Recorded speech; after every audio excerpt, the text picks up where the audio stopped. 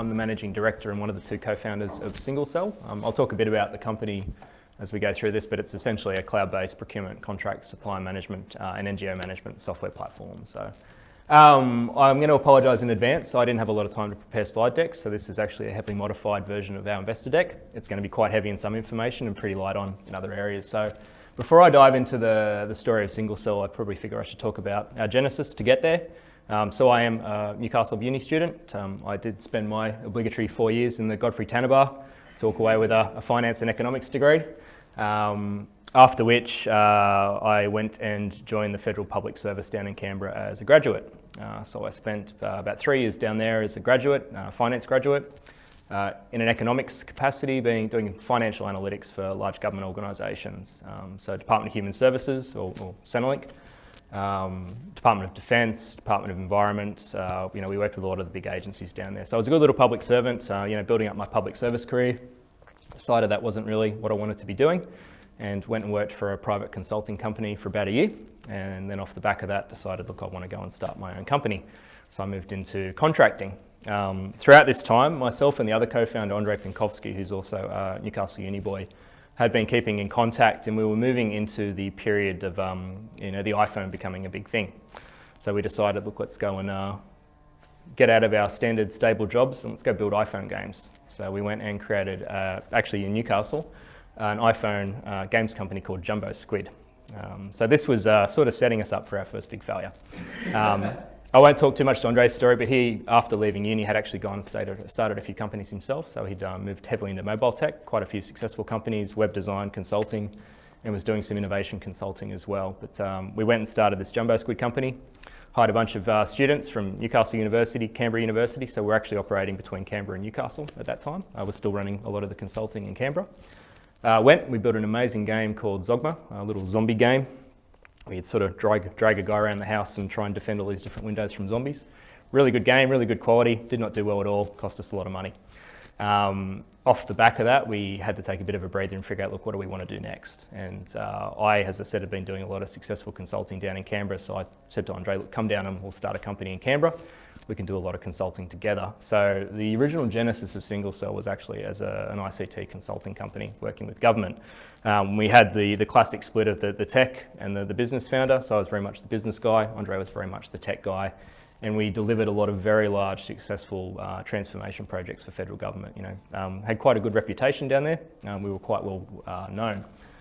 So Single Cell, the company itself, we founded in 2010. So that's where the genesis of the company came about. The name is quite an interesting one, because we actually decided we'd move originally into mobile tech for government, so cellular technology, Single Cell. There was another gentleman that started with us at the day one, but left about 3 days later, because decided government really wasn't for him and he wanted to stick with the cool companies in Sydney. So it was Andre and I moving forward with Single Cell, and we decided straight away, look, actually we've had our chance with mobile, let's just move back to what we know, that safe consulting revenue with government. So we founded in 2010. For about 4 years, it was a heavily focused consulting company down in the ACT space. Both of us being Newcastle boys, we're getting sick of the cold. Andre had a family at that time, so he picked up stumps and he moved the business to Sydney, where we would start to look to engage a lot more with state government. So the idea was to basically transition the company back up to warmer northern clime, with Andre leading the charge. So I was continuing to run operations down in Canberra. Andre was building up a good client base in Sydney, and eventually I picked up stumps and followed suit. So the company relocated to Sydney in around 2013. We worked there for quite a while, working with state government agencies, and essentially we got bored.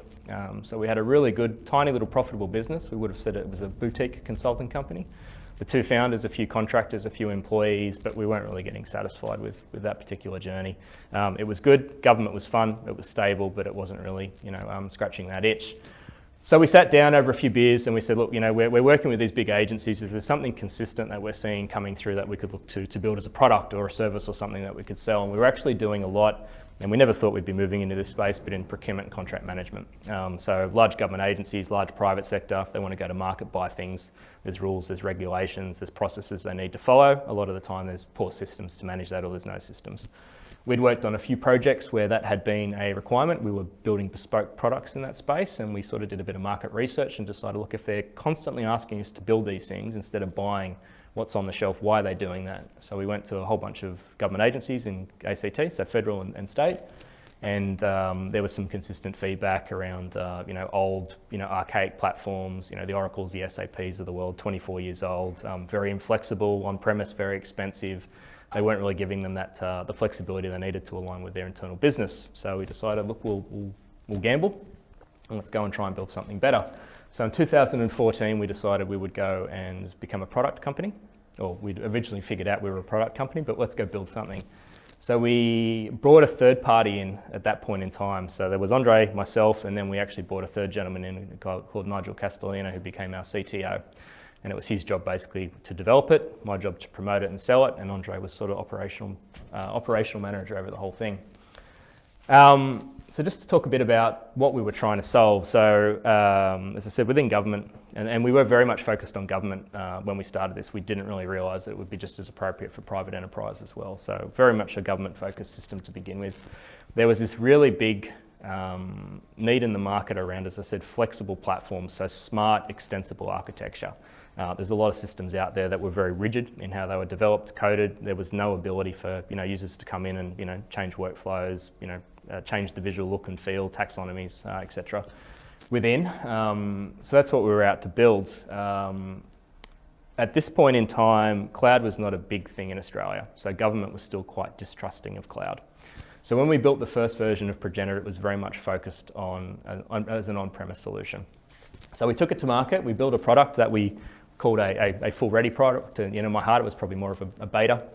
1.0, not quite a full version yet, and we took it to market. I should have talked a bit about this. We went to market, and the first tender that we actually responded to was for New South Wales Health. So New South Wales Health actually there's a few things that are quite noteworthy about them. They are the largest health agency in the Southern Hemisphere. They're the third largest organisation in Australia, after I think Rio Tinto and Wesfarmers, and they are the largest government agency in Australia as well. So on a bit of a wing and a prayer, we decided we would respond to a tender they had for a procurement contract management system, assuming that we had absolutely no chance in hell.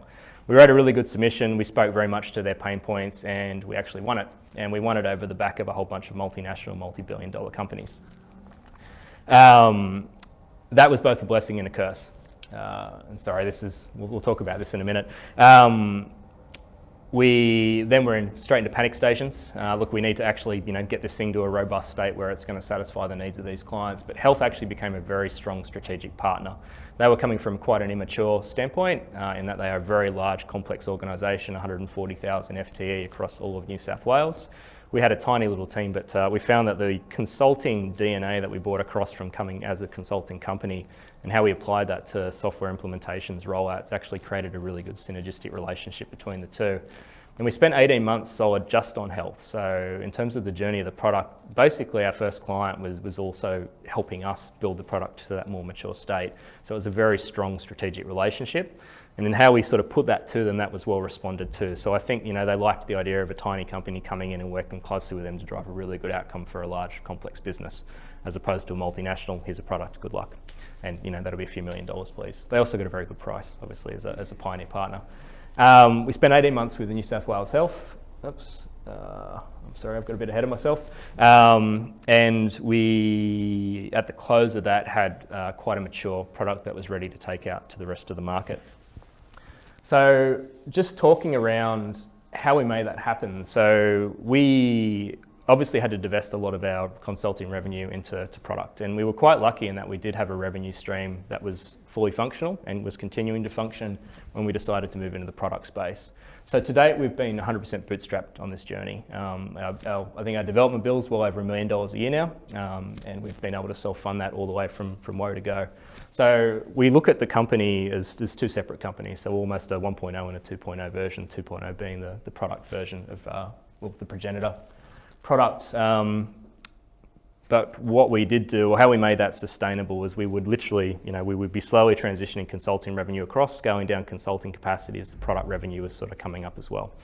And we're still doing that. And to date, consulting remains a big part of our product implementation just because we want to align it to how these businesses need to operate. It's also going to be a big part of our further global growth, which I'll talk around. So we had this balance of recurring revenues and services revenues, basically. Now, in the SaaS world, the optimal number is sort of 80% recurring and 20% services. At the moment, we sort of sit about, I think, 60-40 or 45-55.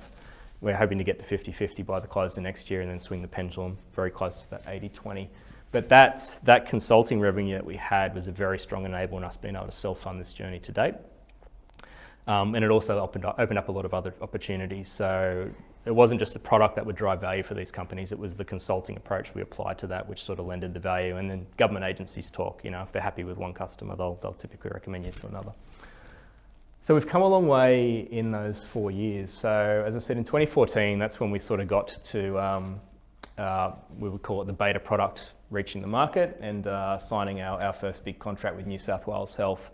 For the next year, we weren't really focused too much on growing the product. We were making enough, growing our customer base. We were making enough revenue through consulting with our existing consulting customers with New South Wales Health that we really wanted to focus our attentions on continuing to bed down the product and its capabilities and make it more competitive in the market. So in 2015, quite opportunistically, we got our second customer, which was New South Wales Fire and Rescue, and they've been a good tried and true customer all throughout. It was also in 2015 when Microsoft Azure and Amazon Web Services, AWS Cloud, both moved to Australia. So prior to that, one of the reasons we were quite slow in our growth is government and big private had no trust due to things like the US Patriot Act for cloud-based providers outside of Australia. Microsoft Azure and AWS were, the closest geo was Singapore. So the original version of Progenitor, the cloud-based version, was in Singapore, but nobody was using it. So we only had on-premise customers in Australia. Microsoft Azure came to Australia, and then we sort of had to make the objective call, do we become an Amazon company or do we become a Microsoft company? We had a lot of exposure to Microsoft tech in the past, and one of the reasons we ended up deciding to go with Azure and Microsoft as a primary partner is, with government, every government agency was using not Office 365 at that point, but Office Suite, SharePoint, Microsoft is so prevalent in the enterprise side of space, not the consumer side, very much the Google of the world. So we decided to get more in bed with Microsoft, and we had really, really good success moving off from that. So we secured a federal cloud panel down in the ACT, so one of the preferred providers to the federal government agencies. We started to do a lot of work in the Indigenous health space, which I'll talk around. We managed to secure an all-of-government agreement with New Zealand federal agencies. We're still rolling out. I've just come back from continuing our rollouts over there. First cab off the rank as we rolled out to their innovation department as our primary customer over in New Zealand. We were still going pretty slow at that point in time. We didn't have any dedicated commercial mechanisms. I was wearing multiple hats, so MD, head of sales, head of services. I've got no sales background. I can talk a good talk, but I don't know how to market, I don't know how to promote. So we had no real capabilities in that space, so we were very much growing organically and opportunistically. We would have a lot of organisations referring us to the other organisations. As I said, there was that really good sense of community between government. When they get a really good outcome from a tiny provider, they're more than happy to sing their praises to other agencies. And I think there's a bit of confirmation bias in there too. I think this product's really good. I want you to think the same. But anyway, that was quite beneficial for us, and that was one of our primary growth mechanisms, was just that referral in between. 2017 and coming into 2018 too, things really started to fire up. So there were a few key triggers in that. So we'd been organically growing, and as I said, we're still bootstrapping ourselves. So basically, whenever we'd have revenue come in from a new customer or services customer, that would be thrown into new capabilities that would help us grow. So we were, aggressively in growth mode. We could have been profitable at times, but no, grow.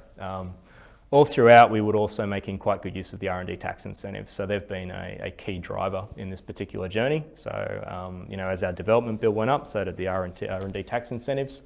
And we actually got a really good relationship with the Department of Industry in Canberra around that, because we're one of those good cloud case studies. So we've got a lot of our case studies up on their website. So that was a big part of our growth. As we were taking on more and more customers, as I said, money was sort of feeding back into the growth mechanism, and not too long ago we actually were profitable enough to invest fully in commercial.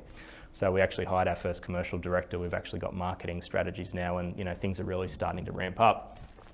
there's a few other things that we've sort of been kicking off, which I'll talk about in a moment. So all the way up to this point, up to 2017, it was our understanding that we were a government solution. We came from government background, government was what we knew, it's what we'd done. We didn't really anticipate the ability to push into the private sector, but we actually had a few private organisations reach out and say, we've heard quite good things about this product, we would love to come in and talk more about it, see what it does. Starting to work with groups like Dimension Data, so these large global managed service providers, and we're actually rolling out to our first bank at the moment in New Zealand, so Kiwi Bank. So we realised that, look, you know, what we thought was the market is actually more like this. What we thought was just an Australian, New Zealand appropriate solution is actually, you know, has global potential. So these are all things that are sort of feeding into where we're going. One of the things I didn't mention that I think is quite important, especially given communities like this. So when we decided to start this journey, we moved into a startup hub called Fishburners in Sydney. Really, really good hub, amazing experience, and that was quite invaluable for how we got to where we got. So one of the neat things about those communities is there were both young startups there, people that were playing in things like bots, AI, analytics, and we've got a very strong analytics story these days. We're actually starting to play with bot technology now. But also a lot of tried and trues, people that have spun the wheel before, been there, done that, this is what I learned, this is where I succeeded, and this is where I failed. So we obviously had our own failure with Jumbo Squid, but it was very insightful to be able to sit down, you know, with these other startups that were, you know, years ahead progressed of us, or had, you know, successfully graduated and were coming back and advising. And we've still got a few, our core advisors now are actually advisors we've had since we were in Fishburners. So they've been with us the whole way. So our success has been pretty good. We think it could be better, but we've got really good traction across a large number of, as I said, government agencies, and we've managed to pick up quite a few big brand names. So the ABC and the Sports Commission are probably two of our preferred customers that we like to promote. We actually negotiated as part of our contract with the Sports Commission. Everyone in our company got swag from the ASC. So we're all kitted out constantly in AIS gear, which causes a lot of confusion. We're at the gym because people assume we're athletes of some sort. And then when they look at us, can't figure out what the hell we actually do. One of the customer journeys that we're quite proud of was the Centre for Aboriginal Health. So this was interesting for us because it was opened up another vertical that we didn't anticipate. So when we were doing a lot of work with New South Wales Health, we got approached by a group called the Centre for Aboriginal Health. Now they're an NGO funding group that basically deliver medical services or fund medical services to remote Indigenous communities around New South Wales. One of the things that they were struggling with was the ability to get good transparency on the performance of the funds that were being allocated. So they had no ability to collaborate with those communities. Like, you know, we actually are raising sexual awareness. Are we actually getting people off smoking? You know, how are we going for treating people for diabetes, etc. So they needed a platform to manage that, and it turns out that our platform was actually quite appropriate for that particular use case as well. So as I said, whilst we're procurement, contract, supply management, we actually realised that we're more of an obligation management platform, you know, with collaboration tools involved as well. So we've actually realised that there's an NGO approach that we can take here as well. We're currently talking, or hopefully have MOUs signed pretty soon with the Ugandan government and the Democratic Republic of Congo to apply that same approach to how they are providing medical services and funding medical services around the remote communities in those areas. So we are very much trying to, you know, it's not our core business, but we're getting more involved in that philanthropic arm as well. That was a really good transparency raiser for us too. So off the back of that, we won the Microsoft Annual Partner Award last year, which was really, really cool. So that started to raise our profile with Microsoft, and I'll talk about our relationship with Microsoft quite soon because it's really key to our growth, and they've been quite interesting in their genesis in that probably 5 years ago they were a very non-innovative, stale tech company, I would call them, where you had, you know, your Googles and your Amazons, you know, in Google in particular, were really, really cool, trendy, out there engaged with the startup communities, etc. I think Microsoft realised pretty quickly that this is something we need to invest in as well. So our business model around Progenitor, so we're a cloud-based solution now, purely. So all our on-prem's dead and buried, and we won't go back there ever again. The way that we've grown is we've tried to productize anything that could be productized. So recurring revenue is king. If we can't sell it on a consistent basis, then it's not something that we really want to be engaged with. So we do that for how, you know, training around the product, e-learning modules, the modules themselves, moving into more advanced capabilities like analytics, insights, so driving more value through the tool. So we have a modular-based approach now where everything that the customer is going to pay for is all value-driven. If there's no value associated with it, we're not going to charge them for it. And they need to be able to basically in their head articulate, this is what it's worth and I'm more than happy to pay that. So we work on multi-year subscriptions, and working with government, we were quite lucky in that government likes 5-year plus contracts. They don't want to be bringing in a new supplier every year. If you're a large government agency or even a bank like Westpac, it costs them hundreds of thousands of dollars in change management to re-educate users on new systems. So once they've got a supplier and it's working, they want to stick with them. So that was really, really key for us. And that actually, in terms of investment later on, was a really big driver for pushing the needle in our favour in terms of valuations on the company. And we'll talk about that. So we work on multi-year subscriptions. We have a very big focus on analytics now. We didn't originally. We actually brought in a new director of analytics about 1.5 years ago to give us a really good analytics story. We realised we were capturing all this rich data around procurement contracts, supply performance management, internal behaviours, etc., but we weren't telling any stories around it. So we decided, look, we invest quite heavily in analytics, and we probably spend as much on this now as we do on the core product itself. And this, for large government agencies, has been a game changer for them. The ability for them to have dashboards, where they've got, complete real-time metrics on what's happening, moving through their organisation. I think health spends $68 billion a year, so for them to be able to, map trajectories across a lot of that, it's quite valuable. Some of our agencies in the federal cluster will even take iPad tablets into Senate estimates where they're getting grilled by senators, so they can actually do like live queries on their data as they're going. So it's been a bit of a massive game changer for a lot of these particular organisations. We still cling to consulting within reason. So consulting's a really big part of what we do for a few reasons. One, because we've got a consulting approach, we always speak to the heart of their problem. So we're not just selling them a system, we're selling them a solution. We'll go in, we'll do some research, this is where you're at, this is what you need to achieve, this is how this tool is going to get you there.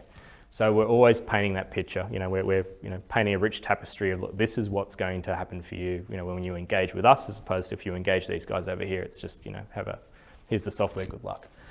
At the moment, it still makes up about 60% of our revenue, and we're actively trying to remove that. But one of the things that does do, and I'll talk about our partner framework in a minute, is it's a good enabling factor for other people to go and sell our platform. So consulting groups to actually go and promote our tool on our behalf. We found typically roughly around 3.5% times revenue on the subscription was consulting revenue. Because we have such a highly configurable tool, we realized that we could actually, with no code required, configure vertical templates. So with a bit of research, we could go and make a version of our tool which was focused on the education sector, the NGO sector, the banking sector, local council sector. So what would happen is when we would go and sell the product, we would actually sell directly to what they needed. So to all our customers, when we engage them around the tool, they're seeing a tool that was built for their vertical, not for a generic vertical. And we're really big on updates. So as a cloud-based solution, we're constantly rolling out new capabilities. We're growing really well at the moment.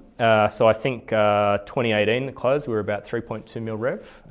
So our first year we were just profitable. So 2014 we basically say was the genesis. That was the reboot of the company. We made a very small profit then. We moved up to about 1.2 mil, then about 2.4 and about 3.2. So we've been growing, massive growth year on year, which is really good. We're targeting sort of 5 mil for the close of 2019, which is really good. And then we've got aspirations for at least 20 mil rev by 2021, which we think we'll be able to hit. How we're doing that at the moment, we think is pretty innovative. Not every software sort of company takes this particular path. I'll just put these down. So one of the issues with us having a large consulting capacity as part of the product is we hit a scale problem really, really quickly. If we're rolling out to 3 mega agencies, banks, etc., like our services team would be at capacity, within 1 or 2 projects, and then it would be a case of, look, we either need to disappoint people or we need to not take up these opportunities. Obviously, we want the subscription revenues, not so much the consulting revenue. We realised a while ago, because we had a large consulting element and can be quite a high value consulting element, there's a good proposition there to partners to actually go out and do this for us, so actually go and promote the product. So we actually executed it about 2 months ago, but we spent about 6 months building up a channel partner framework, essentially, which is very similar to other companies like the Salesforces of the world. Their success is purely off the back of the partners and their partner framework. We put together a framework where basically partners would come in, clip some of the tickets so they get a margin, but we would pass over to them all the implementation revenue. And then it was a case of trying to find partners that were a good fit for us. So originally when we started hunting for good partners, we were looking at tech companies, system integrators, other Microsoft consulting companies, but we didn't really get any good traction there because they weren't really engaged with those key decision makers in the organisations we worked with. Quite randomly, we got approached off the back of our big win in New Zealand with that all-of-government contract. We were approached by their largest legal firm, so a group called Chapman Tripp, which is the oldest company in New Zealand, and it's the biggest legal company there, to partner with us, which we found a bit odd. But we realised quite quickly that this kind of service that they provide around risk assurance, contract management, directly correlates to the things that our platform was out to address. They're also quite innovative as a legal company in that they are trying to embrace technology because they realise that the legal industry is being hugely disrupted, so they want to own that and you know, be the ones that continue to drive the disruption. So we partnered with them, and you know, the sales pipeline that they managed to pump through within 3 months was basically about a year's worth of our own. So we suspect they'll probably actually overtake us pretty soon in terms of primary revenue. But that was a great model. We realised that was quite a successful approach, and we're actually looking to sign partnerships now with other big firms in Australia. So legal companies, procurement groups, so people who are engaged from a procurement consulting standpoint, but we've also started discussions with a few global multinationals as well. And Microsoft's been a key facilitator of that. So I want to talk a bit about our relationship with Microsoft. As I said, when we started this, we didn't really see Microsoft as anything outside of a tech provider. So we're using their platform basically. Microsoft Azure. Microsoft had a big genesis themselves around the same time as we were moving into this journey. So they realised quite quickly they can't be a company that just provides software solutions. They want to partner with small companies that are out there driving outcomes for their customers. And they completely changed their internal business model. So essentially now their account execs don't retire commissions unless they're working with an independent software vendor like us to drive an outcome for a customer. So they totally pivoted their internal commercial model, which means that their account execs were now actively hunting for small companies that could use their tech but to actually drive a direct outcome for government, private, local councils, or direct to consumers. We were out there, you know, getting all these big wins with government. We were doing these cool things in the Indigenous health space. We won that Microsoft Annual Partner Award, and that just raised our profile hugely with Microsoft. And then off the back of that, they've probably become our biggest channel partner now. Because we drive these really good outcomes on their tech, they're facilitating these discussions in other countries. So our discussions in the US and the UK are all off the back of Microsoft introductions. They're government leads introducing us to their peers in other countries, NGO leads introducing us to their peers in other countries, or even senior account execs basically saying you need to be talking to these guys. So a lot of our global go-to-market strategies now are being done in direct collaboration with Microsoft. Microsoft will provide us credits to launch into other Azure clusters in other countries. The work we're looking to do in Africa, Microsoft's collaborating on how we can deploy remote regional technology now, where we can have sort of asynchronous sort of servers in these remote communities where whenever there's an internet connection, it'll actually send some information back, understanding that it's pretty, internet's pretty sparing out there. So they've been a massive driver in getting us where we are to date, and we expect that they will continue to be. We've actually started working quite closely with a new venture in Microsoft. It's basically a startup within Microsoft called the Technology for Social Impact team as well. So they are looking to use cloud for good basically. So how can cloud technology actually drive good around the globe? And our product with its proven NGO model is taking part directly in that. So where we're at right now essentially is we've got a proven product. It's at market. It's doing quite well. We're growing organically, but we really want to put a rocket up it and take this thing global. So our plan moving forward basically is we need to obviously own our own territory. One of the things that we're quite bad at is getting excited and distracted around where do we go next. So talking about, well, maybe we go to Spain, Israel, should we set up an office in Ireland, do we go to the US or the UK? But appreciating that we've probably only captured 2% of the appropriate market in Australia and New Zealand. We probably should get a bit more of that. Us setting up partners in other areas to go and fly the flag is going to be a big driver in that. We want to continue to open new markets. So as I said, probably no more than 18 months ago, we were a government solution as far as we were concerned. We realise now that we're not. We're private, we're local councils, we're NGOs. Like there's so many different verticals that we can play in. So we're actively strategising on how we open those up. And that's typically by finding partners that are really, really good in that space from a consultative standpoint. and new verticals as well. So obviously moving away from government in banking, manufacturing, retail, mining. The strength of our product is any large organisation has this requirement. It's appropriate for any big private sector firm or government agency. I'll talk about the team in a minute. So we're sort of at a bit of a junction now where do we continue to do this organically? Do we take investment and speed this up quite a bit, or even things like investigating New South Wales government loans in terms of moving it forward? We're in quite a good position from an investment discussion standpoint, just because we have a strong recurring revenue base. We've had really, really good growth year on year, so that SaaS high growth model is really exciting to investors out there. And we found our journey in that space compared to a lot of other startups that we've sort of graduated with out of groups like Fishburners has been quite different. So if you can get a really good dynamic startup model going, they'll be chasing you. And it changes the power discussion a little bit. So you're probably always going to get to an uncomfortable position, and apparently that's the best position with an investor, is that you both walk out feeling like you got a little bit jaded, a little bit taken advantage of. That's sort of where we're at now. So we're hoping to probably within the next few months. So we've got a signed on partner in New Zealand. We're looking to sign on our first big partner in Australia, who will basically let run wild all across, and we'll probably get a few here. And then we're over in the UK in October, and our mission is to have a partner signed on before we actually put feet on the ground over there, so we can start onboarding them. So right now we are focused primarily on Australia and New Zealand, but by the end of 2019 would hope to have quite a strong presence in the United Kingdom, a smaller presence, quite a focused presence in Africa, and potentially launching out to the US as well. Outside of Microsoft, one of the other things we've found quite beneficial is working with other partners that do cool things with Microsoft tech. So we've actually started partnering with a lot of organisations that play with bot tech or AI tech to apply that to the data we're capturing, using bots to interrogate procurement data, chat bots, I want to go and buy this, how can I go, tell me the process, for instance. So using bots to interact with those people out in the business community. So we're very, very big on partnering. Going this and doing this ourselves would have been impossible. So finding those complementary partners that we can add value to, and conversely they can add value back to us, has been absolutely key in this. We've also we've grown out a really good team now. I won't go into the detail too much, but as I said, Andre and I co-founded it. Nigel came in as a CTO and one of the third founders, so one of the third new founders.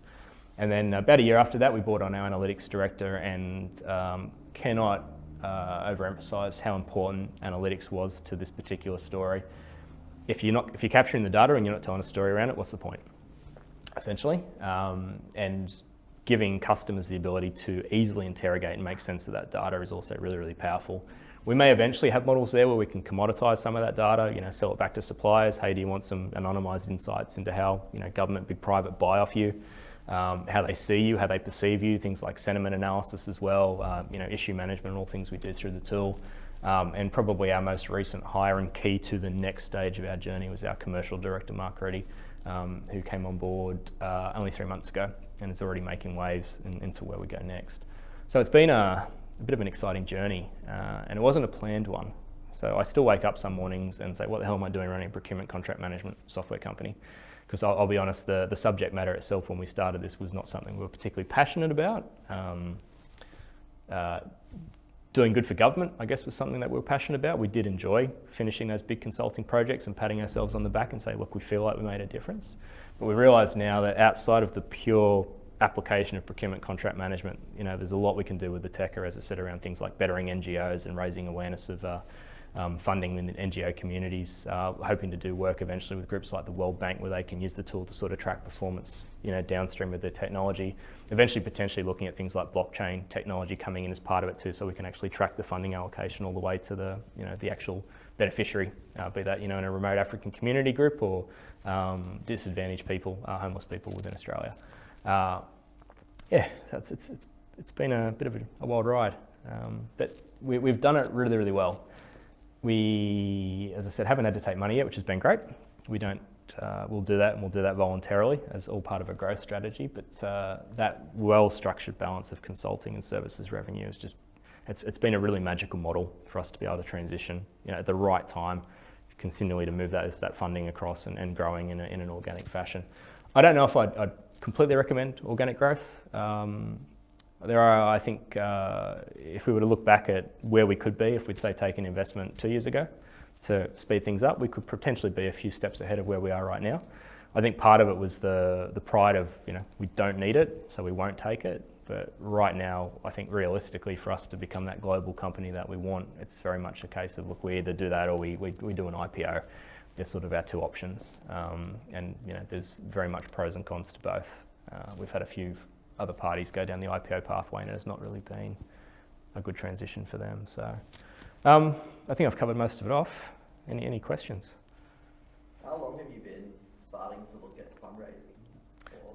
About 12 months. Probably a bit longer actually. So we did it, we only probably have been seriously looking at it in about the last 6 months.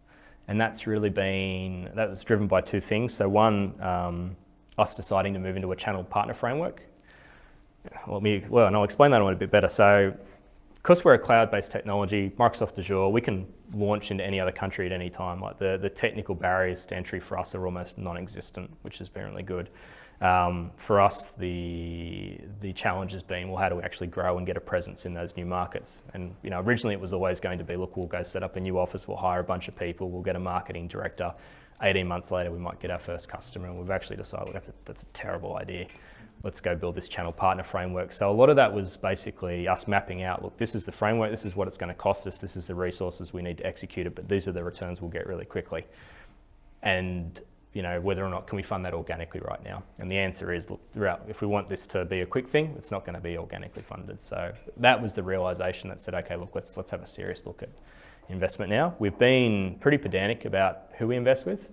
Obviously, there's the concept of smart money, dumb money. We have been desperately hunting for investors that have got more of a global presence, ideally with SaaS technology, so they can take us, lift us, shift us, and they've already got pre-established networks in other countries. We're starting to get those kind of discussions happening now. And we probably in the next 3 months, we'll be in bed with one or two investors who have got a bit of a global presence, and we'll be really putting a rocket up it.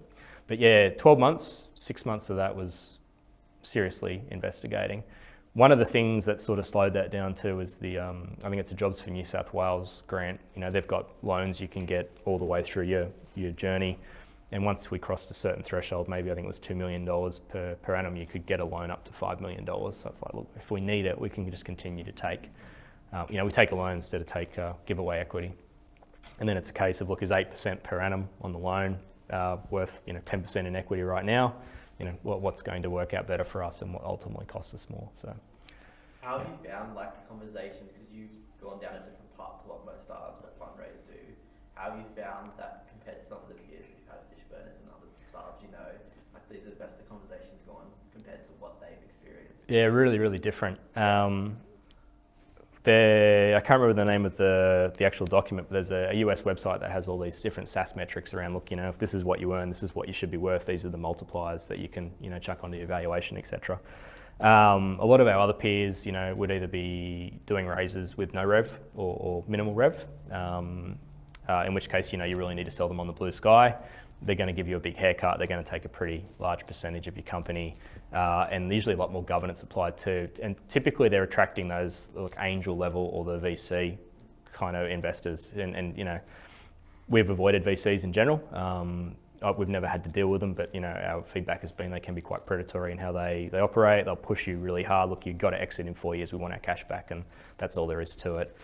The investors that we've managed to attract are those ones that are more strategic. They've appreciated the value of having SaaS in their portfolio. They realise that a 4-year exit's probably not smart. This could be a 10-year journey. They want to get their 20 times multiply, but they want to do it in a sustainable growth fashion. So they're not trying to pump and dump, get you up, cash out, and then if you continue to operate, good luck. So that's been a big point of difference for us. The other thing is, because we've had really high growth and it's mostly been recurring revenues, whether or not you want to put too much credence on it, but our ability to apply high valuations multipliers against our rev and our EBITDA has been really, really good. So when we've been pushing back on investors, they haven't been actually fighting that too much. So there is an acceptance that, look, you guys are exciting, you are growing, there's good potential here, and that's allowed us to be a bit more demanding in what we want, and also the valuations that we're looking to get as well. Yeah, but we know quite a few fish burners groups that investment pathways didn't work out so well for them, or they just have to work a lot harder for it as well. You know, to be fair to them, like we were quite fortunate in that we had a funding stream being the other part of our company that would continue to bootstrap, you know, the product development as it went along. Realistically, most people don't have that as an option. You know, it's that you've quit your job, you've got no rev, you want to build a product, it's going to take 12 months, where do I get the money from? So we've been really, really fortunate in that regard as well. Could you dig into the case study with Indigenous Health Mm-hmm. and the NGOs? When you had your products built and then you realised there was another market for this, what was the factor that made you realise that? Was it because you just saw tenders and you thought, hey, we can solve those problems, or you had conversations with people in the space and thought we could re-gear this to that? It's a combination of both. Occasionally we'd see tenders and we would, we'd investigate, we'd look at the requirements like, could we do that, could we do that? And the answer was sometimes quite yes. The Aboriginal health one in particular was primarily driven by that group reaching out to us and saying, we know that you do this, do you think we could use the tool to do, this funding management basically? And that's when so that was a trigger for us to re-look at the actual product itself. So as I said, we saw it as a procurement contract management product, but we realised, look, it's not really, it's a collaboration obligation management platform. We just happened to have applied it to procurement contract management as the first case study. So we had an external supplier portal for collaborating with suppliers, changed the word from supplier to, funding body. It's an online collaboration portal now. Analytics heavily focused on procurement contract management. We can apply that to, grant funding and NGO funding. So basically we worked with Aboriginal Health for a couple of months just to test it out, to actually see if it was a good fit, and we realised quite quickly, yes it is, and then started to have discussions with other NGO groups off the back of that. We haven't made a big push into it yet. It's not going to be a strong commercial driver for us. It's more going to be a good philanthropic driver for us. So one of the things we're really trying to do as a company now, a lot of things that get talked about in the procurement space are things like corporate social responsibility, environmental sustainability, things like the Modern Slavery Act. So these are these big ticket items that large private and government are really trying to push internally. We realise that we can use our system to drive that, but we can also work with the groups that are impacted by those kind of things and ourselves try and shift the needle a bit in that space. We want to be, probably not next year, maybe the year after, but the Microsoft Global Partner for our work in the Cloud for Good space. Like, we're quite committed to continue to use Microsoft tech, and they're supporting us to actually drive some really good social good outcomes through the tool. We'll continue to make money in our core base as well, but that's a big focus for us. We've started discussions with a few other Indigenous groups in Australia that basically try and create job opportunities and facilitate Indigenous suppliers to government and large private. So helping them get better transparency on that information, identify areas where there might be room for job creation, in particular remote regional areas. So if, a particular private sector's always asked for an Indigenous supplier in a particular space, but there's never one there, that could be a driver for that state government agency to say, well, let's go and invest money and actually trying to build that capability in that community. So we've got that core commercial part of the business, but we're trying to use this cool technology as well to get engaged in more social good. And that's the stuff that we actually get excited about. So procurement's not our money, it's just not just our money spinner and the practicality of running a business, but it's an enabler for us to do some of that cool stuff on the side as well. Yeah. I've just got a quick one. Congratulations, it sounds like an amazing journey so far. Very impressive that you've been able to maintain control and not have to take an investment yet. My question is, so you're based in Newcastle, but you have an office in Sydney. Yep. Do you still have an office in Canberra as well? No, we shut that one down. Okay. The reason we chose Sydney essentially is it's very easy to service Canberra from Sydney. Mm-hmm. Bus, train, plane, whatever you choose. It's pretty simple to get. But we started to scale down our federal government consulting a lot, and it's gone completely now.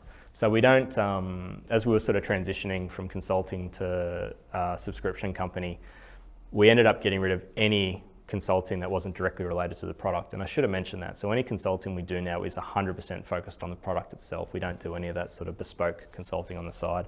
So once we shut that down, it was only really our federal customers for Progenitor in Canberra that we would need to attend to, and that was not that often. So we would just, we'd fly down when we needed to.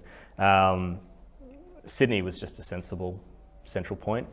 for growth, for attracting those commercial resources, for working directly with big private. It is quite beneficial. If a bank says, look, I'd love to see a demo, it's like, well, we can be there in 30 minutes if we need to. I'm based in Newcastle and sort of work in Sydney throughout the week, and we are investigating launching into Newcastle as well at some point from as in setting up an office here. Yeah, we don't operate in Canberra at all anymore. So what are the challenges for you being based in Newcastle but having the headquarters down in Sydney, and what would make it more attractive for you to be able to establish the headquarters in somewhere like Newcastle? Or is that just not a prospect? Headquarters will probably always be Sydney, and as I said, that's purely commercially motivated. And a lot of our big customers, so Health and a few of our major capital works customers are all located around the Sydney CBD. So from an account management perspective too, keeping them happy, engaged, and getting their feedback into where the product needs to go, it's a short train ride. It's very, very easy to do. Look, there were complications about me moving back, especially as the MD of the company, and the other co-founder is also based out of Newcastle. So sometimes, whether it's perceived or reality, there's a bit of separation anxiety that I'll get. We're supposed to be growing the company, we're not there, we're not face to face all the time, we're not inspiring the troops. So having that separation can be a bit of a problem. I'm in Sydney most of the week anyway, just to keep that going. But you're almost in two mindsets a lot of the time. So you're in a beautiful beach city mindset, and then you're back in the hustle and bustle, and you're almost like split personalities throughout the week. That's just the practicality of the situation though. To get not the headquarters in Newcastle, but the office in Newcastle, what would be really beneficial is for Newcastle City Council to emulate what a lot of the other big state and local councils do, which is basically incentivise people to move and set up offices. So I won't name specifics, but we work with quite a few other big Microsoft partners that are many steps ahead of us on their journey. So they've gone global, 200 people, $300 million valuation kind of territory now. And they've got offices all over, so regional around Australia. They've got offices in Ireland, Spain. Some will have offices in Israel, New York City is their headquarters. But they directly go out and engage these regional groups and local councils, city councils, etc., and say, look, what can we work with us here? How can we actually work with you to build a presence here? And then there's usually commitments around how many people they'll hire. What's the value of the staffing bill going to be, and they work together to get there. And I think that's something that Newcastle itself could very much benefit from. It's a massive boom city at the moment, obviously biased, but the uni's great, really good talent that comes out of it, direct access to Sydney through the rail line, and then collaboration with some of the startup hubs there too would probably see a good bit of talent flowing both ways. But yeah, there needs to be more of a drive, I think, to incentivise companies to either come back to Newcastle if they came from Newcastle, or incentivise a lot of Sydney companies to pick up stumps and move down here. Because the reality is, if you're a startup, you've got everything you actually practically need here, and if you need to go and pitch every now and then in Sydney, you just jump on the train at the interchange and you're there, and then you come back. It's a little bit more inconvenient than catching the train from Parramatta, but it's not the end of the world. But there needs to be incentives to do that. There's a lot within the city of Sydney itself, I think, just through all the startup communities there are a lot of incentives that they use to keep people there. So I think Newcastle needs to be a bit more competitive in that regard. It should be an easy one to solve. Should be. So when you say incentives, what kind of incentives do you think are the most effective in terms of that? We haven't actually got any yet, but there's a few where will contribute towards the wage. So for instance, there's a couple of federal grants where they'll pay, if you hire graduates, they'll pay $30,000 in the first year towards the hiring of that person. A lot of the New South Wales government loans, I know they'll give you better rates if you commit to hiring X number of personnel within a certain year and maintaining that throughout. It could literally just be cash incentives, discounts on rent, for the office space that you're looking to take up. I think there's a whole bunch of options that could be put in play. I also think that they probably need a variety of options based on the nature of the company that they're looking to engage. Tax benefits would probably be a bit hard because that's obviously a federal mechanism itself. But even things like payroll tax, absolute headache in New South Wales government. We found out about it when we crossed the threshold, didn't even know about it up to that point, and then knock on the door from Inland Revenue, New South Wales Revenue saying, hey, you owe us all this money now because you've got X number of people and welcome to payroll tax. That we had no idea about that. So, we're being directly penalised for growing here was our perception. So even benefits or some concessions around payroll tax for growth companies operating in particular areas. Like, it's not a huge amount. I think it works out to be, $20,000, $30,000 a year for us at the moment. But when you're only just starting and you're only just, you literally, your cash flow sometimes is, every week, are we going to be able to pay our bills this week because we're growing so aggressively? And then you get a $6,000 bill from the government that you weren't really expecting. That can be a make or break for a lot of organisations out there. So I think payroll tax concessions could probably go a long way as well. I think there also needs to be more push by government to try and attract talent, and by that I mean like maybe even have central boards or engagement mechanisms where startup groups, startups themselves can go to these, basically government's facilitating a discussion between talent and the people that are hunting for talent. Because we find right now, outside of your traditional recruitment mechanisms like your Seeks of the world, unless you've got a good relationship with, say, particular universities and they're actually headhunting for you, it's sometimes really hard to get the message out to the people that you want to hire, that look, we're a cool company to come and work for. We're actually trying to change a lot of our messaging around that now, because we realise, look, we're never probably going to be as cool as the Googles or the Atlassians, but we really need to raise our profile to attract that talent coming out. But it's really hard to even get in front of that talent a lot of the time. If they don't know you're there and they're not actively looking at Seek and you forgot to go and post on every grad board for every university out there, it's really hard to get connected to that good talent.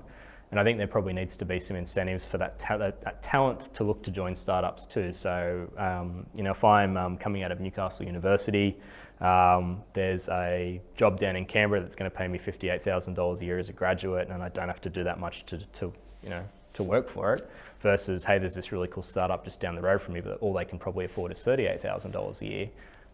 They're probably going to go and move down a career pathway which is ultimately not going to develop them as well and as quickly, but financially just makes sense, right? So there probably could be some really good opportunities there for either government to cover the difference. We will, if you hire this person, we will pay an additional X to make you more competitive in the market, or they incentivise that person to join your company in some way, shape or form. But there needs to be more, I think, one of the big downsides around Australia in general, it's every state sort of suffers for it, is that government's still not getting as much involved as it should in startups, innovation, and really pushing it as a strong agenda. They are doing a fair bit. Things like the R&D tax incentives are amazing.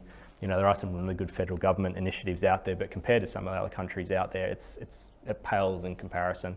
And that combined with weak access to investment in Australia and very conservative investors in Australia.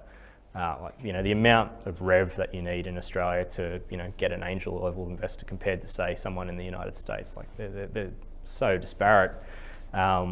Those two things combined, I think, hold back startups quite a bit. So government needs to get more involved, but we also need to figure out a way to get investors, if not less risk adverse, more money available to actually fund some of these cool initiatives coming through. Because it is, we haven't needed it yet, but from talking to a lot of people, there's a bit of a drought out there. It's hard to get good money, and you usually don't get it at terms that are very favourable to yourself because of that high level of risk aversion with investors in Australia, full stop. What do you think needs to change in terms of enabling investors to become less risk averse? A lot of it, I think they've already bought some in, but capital gains tax is a big sting for investors here. I think the ESOP, early stage, anyway, the investor plans share plans for small companies was bought into as part of that. So I think if you're a startup within the first few years and you set up an ESOP and investors chuck in, I think they're exempt from capital gains tax or something similar, as are the startups themselves. I honestly don't know the answer to that, and mainly because I'm not an investor. I don't really understand. We still haven't figured out, how they calculate risk and how they calculate that blue sky return. I think part of the issue is the size of the market, right? So, okay, they invest in a cloud company here. If it's only ever going to be an Australian cloud product, let's say it's a B2C product, realistically, your customer base caps out at 18 million. That's Los Angeles and one other US city whacked together. So I think one of the reasons there's such a low level of risk aversion there is that the blue sky in the States, for instance, is up here, where in Australia it's down here. We've got around a lot of that with our discussions with investors because we've got global potential. There's nothing that really is going to stop us from launching into the US and the UK if we choose to. If we were only an Australian-only product, the discussions would be very different. And to be honest, they may just say, look, we love it, but politely no. You're never going to get to that revenue that's going to give us the returns that we actually need. So there needs to be a mechanism. And I know there's a lot of trade grants. I think Austrade do a lot of export grants, etc. But yeah, you've got to be pretty mature before they even kick in. There needs to be more of a mechanism, I think, to open up those markets. So actually give Australian startups the ability to go global quite quickly, or at least realise good global potential. I don't know how that would happen, but I think that's the trick. So yeah, us compared to Europe, blue sky's here, US is here. Anything in EMEA, Middle East, etc. They've got such good access to those global markets and global capital, but we're just so siloed here, and we're actually quite isolated too regionally, because Southeast Asia is obviously our next big neighbour. So unless you've got products that are localised for Southeast Asia, sensitive to the cultural differences of all the different countries, that's a pretty strong cost proposition that you'd have to invest quite a bit to get over there. So I think that proximity, our local market doesn't help. China's the same. For us with government and government technology, we just can't touch China full stop. So we can't even be perceived. One of the things we have to check with our investors is any money basically coming from the PRC, because our government customers are probably going to get pretty antsy about that. But we need to have an ability to leapfrog over probably the Southeast Asian market, and how do we get this in the US? How do we get this into Canada? How do we get this over to Europe, or at least the UK? Because localising products, so Europe's a bit of a basket case. Unless everyone's happy to use your product in English, then you've got to go and build a localised version for all the different languages there. Southeast Asia's the same. The US, it's a nice big consistent market, everyone's speaking English. So I think it's another reason why the blue sky and that growth that growth potential is so solid over there. But practically we may never achieve it though, we're not the United States. And I think maybe there were actually a few fish burners that did launch into startup hubs. So there were some collaborations between, I think, fish burners and some of the US-based startup hubs, where I think ones that had really good potential would basically be incubated or accelerated over into a US equivalent, just to give them that speed and that scale.